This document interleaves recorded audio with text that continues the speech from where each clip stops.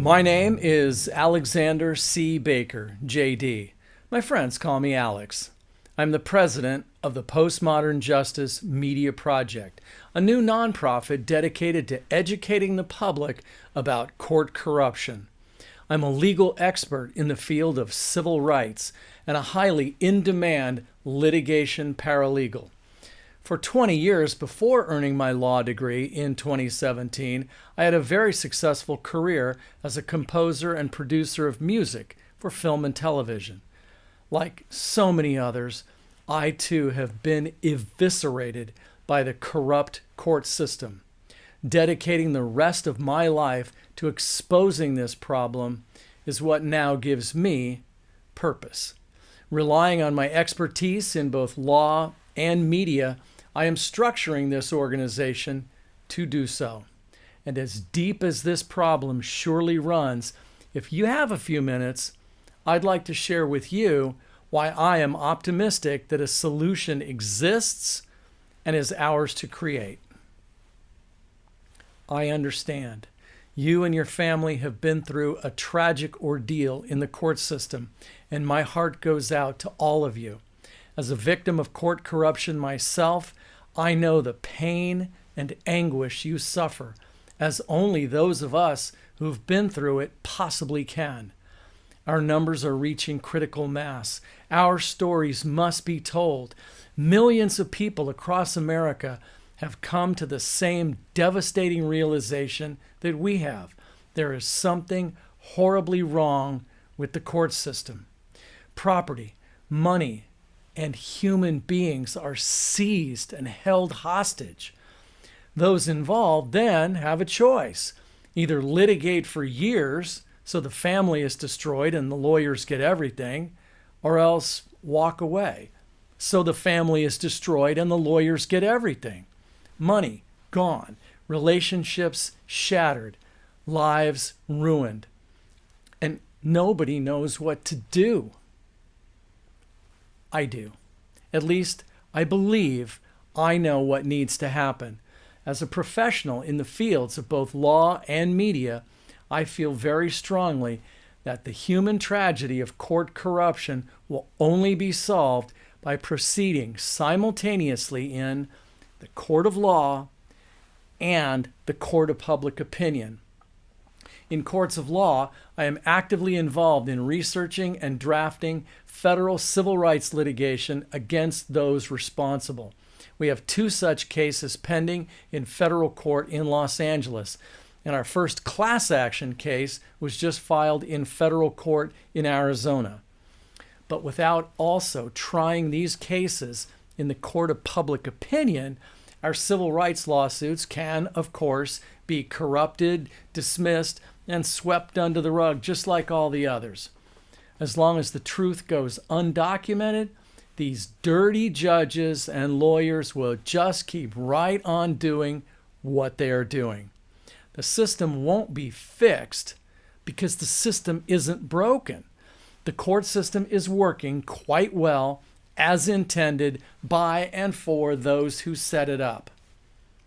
But imagine there was a news network with a broad reach dedicated to fair reporting on matters in family court, probate court, and child welfare court. Imagine a documentary series profiling the most egregious cases. Imagine a court show where regular people conduct a mock trial of their former judge and the viewing audience gets to be the jury. Or a reality show about CPS, or a full-length feature film. The possibilities are many. Whatever form it takes, from the standpoint of building an audience, courtroom drama works. We know this. We just need the resources and the resolve to bypass the mainstream and realistically show the corruption for what it is. The audience is waiting. They are starving.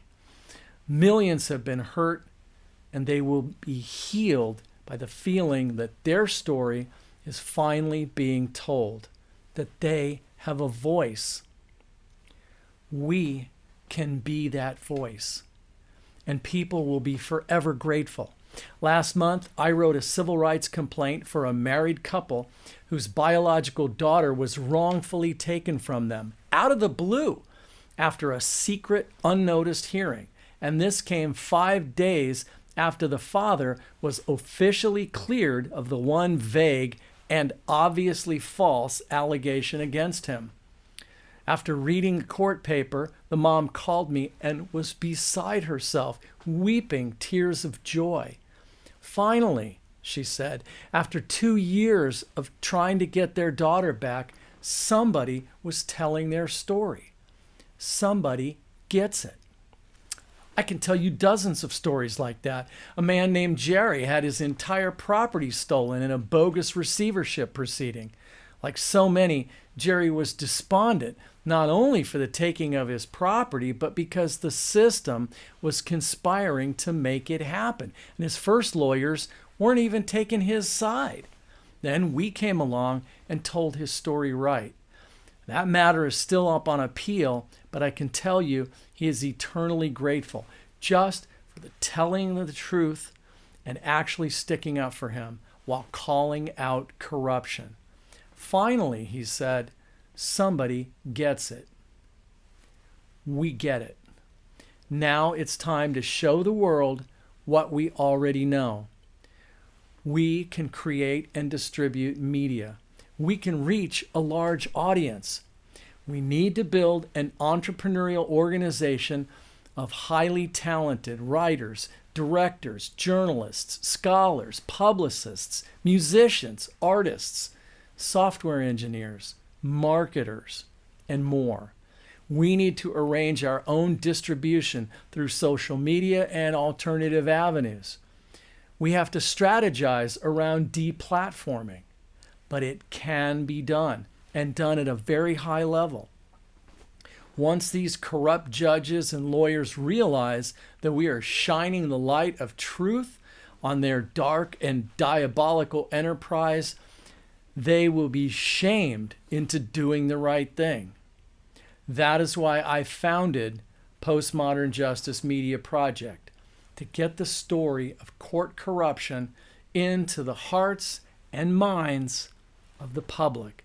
That is, to try these cases in the court of public opinion. This is my vision, but I certainly cannot do it alone. As we build this organization, I look forward to learning your thoughts, feeling your heart, and seeing your vision. I know this can work because it worked before. I will leave you with a true story of how media conquered corruption at least one time in the past.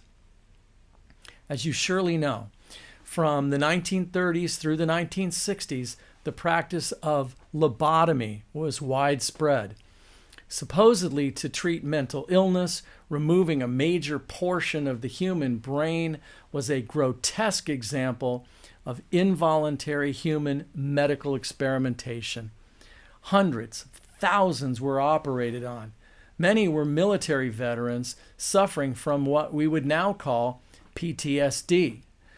The medical studies and popular press of the time were cheerfully reporting the practice to be safe and effective.